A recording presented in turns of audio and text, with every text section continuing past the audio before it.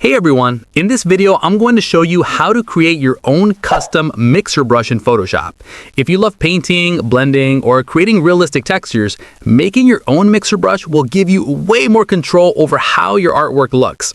To get started, open Photoshop and create a new canvas. Now pick any shape or texture you want to turn it into a brush tip.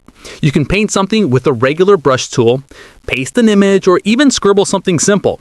Anything that sits on the canvas can become a brush tip. Once you're happy with the shape, go to the top menu and click Edit.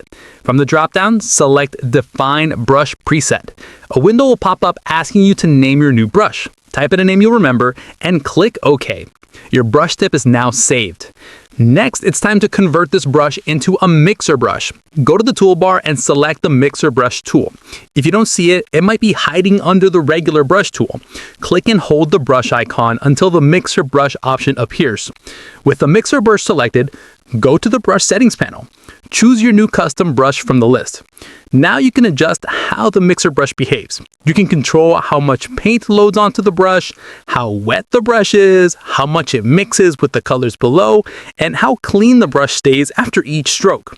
Play around with load, mix, wet, and flow until you get the painting style you want. You can also modify things like spacing, texture, scatter, shape dynamics, and smoothing to completely transform the behavior of your brush.